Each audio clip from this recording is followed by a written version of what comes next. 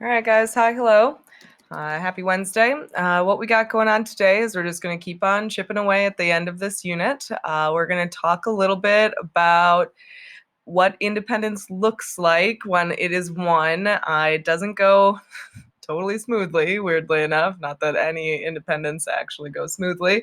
After we finish talking about, again, how the independence sort of is gifted to South Asia, then we'll talk a little bit about the struggles. There's, again, a pretty typical approach here. There'll be some political issues, there'll be some economic stuff, again, the issues with culture and society. All of our spec themes will get represented. So you should grab out your notebooks. So we're going to keep on clicking away. And then again, you got work to be completed.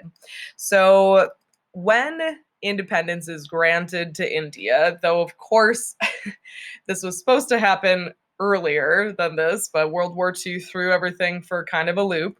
The Congress Party, the Indian National Congress, they were in the meeting trying to decide what does the future look like here. Within that, in again, Indian National Congress, it was the Hindu majority. Most people living in South Asia at that time were, again, Hindus. They had that. That was part of their overall approach here. And then there was a smaller portion of the population, a leftover from when the Mughals came, of Muslims, and they were represented by the Muslim League. It's their own political party. Again, these two groups were there at the table negotiating with the British. The British, though, by 1947 were just done. So they very quickly drew some lines onto the map. Deciding again where the countries are going to lie and so on and so forth without really considering how this will play out. What they ended up creating is going to be two countries, right? It starts as two different countries, and it was based off of the ethnic and religious conflict that already had existed for many, many years in South Asia between the Hindu population and then the Muslim population.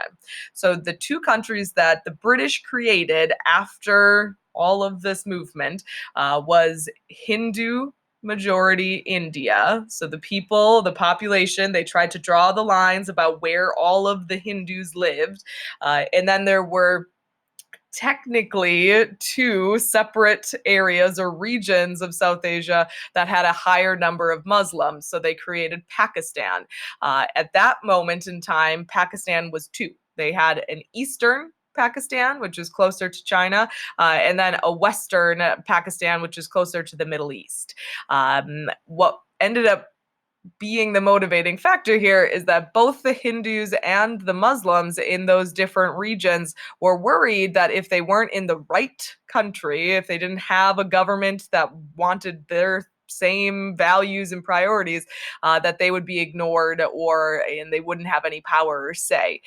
Because of this, violence broke out in those small communities that ended up on the wrong sides of the boundaries that the British created because they did not take into consideration that it's not perfect what they did, and they didn't really create in a way to make this gradual. It all happened very quickly, and in that violence, unfortunately, as often happens, we're going to see that there'll be innocent bystanders, in one of which is just doubly tragic for how much work he put into the independence movement, is Gandhi will be assassinated before he sees everything settle down. As the lines sort of settle in and people recognize that they're in the wrong quote unquote country, it sparks a huge migration. A lot of people moving either from India into Pakistan or from Pakistan into India because they don't want to be the little guy. They don't want to be the minority. They want to be part of the majority. What's going to end up happening is that the political issues of these new countries are, it's not that simple. Even after the migration happens, there's still issues. One in which is going to be the issue between the two Pakistans. Technically, they're one country. They are a government that rules over both of those places. In the end, though, they're going to split off and become two different countries. The West is going to remain focused on the Muslim population, Pakistan itself, and then the eastern country is going to become Bangladesh. The reason that this happened was really because the eastern Pakistan, or modern day Bangladesh, felt that the Western government was ignoring them and not helping them as much as they could have. So now, in this modern day, we have three separate countries made up of the former British colony. You've got Pakistan, India, Bangladesh, to this day. The next big struggle that India goes through, again, of course, that's all political, what I just discussed, is focused on the economy. And the thing about colonial rule, and we've talked about this in this unit and in past units, is that colonial governments basically destroy the economy that had already existed there, because there's a very specific role that colonies play in the larger empire. They are going to just, again, basically tear down all of Indian industry. Industry is another way of talking about manufacturing or making things. And all that they do is they create one good, and then they sell that, and it gets made into stuff, and then they have to buy it back. And that, of course, means that their economy struggles a lot from being, they can't be independent because they rely on other countries and they rely on other places to be able to help support them. What ended up happening over time is that in all three countries, Pakistan, India, and Bangladesh, are considered leading manufacturing countries, but that only happened because outside countries recognized that if they built factories in those places, that they could have a lot of people working for not a lot of money. And we're going to talk more about this tomorrow. So it'll be the last thing and the last key term you guys have to fill in, which has to do with sweatshops, but we're going to pause on that. It's more complex, so we're going to wait till tomorrow. The next item that we're going to discuss is really based off of the social side of things. By the time we get to the mid-century, okay, so we're thinking 1950s, the caste system, specifically in India, is still there. Gandhi, remember, was very much against the caste system. He thought that with independence, we should definitely create some sort of equality, get rid of all of those strict in social classes. In the aftermath of independence, it is declared illegal, but this is something that's been around for hundreds and hundreds and hundreds of years. It's not easily done away with. And to this day, if you go into the more rural, more isolated parts of India, you can still see very distinct separation happening amongst the people overall. And after Gandhi is assassinated, unfortunately, this is something that kind of, again, it loses focus until another person takes up the charge, I suppose. And that person is, again, another teeny tiny, wonderful Indian, and her name is Mother Teresa. Mother Teresa is someone you've probably heard of before. She was a Catholic nun, and she strongly and very publicly advocated to treat everyone the same, including those at the very bottom of the caste system, the untouchables, those who were treated the worst throughout history. She very famously provided as much as she could for these people, again, the poor, the sick, anything that she could do to help. She, again, did such good work that she ended up being canonized within the Catholic Church. She is a saint today. So it's an important aspect of this process of understanding India and especially the caste system overall.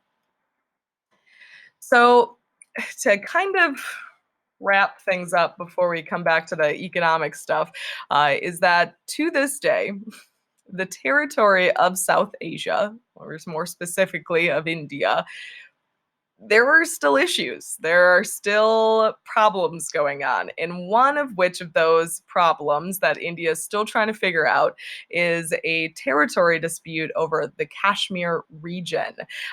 This has been going on since basically independence. There is, within this northern piece of India today, a Muslim majority.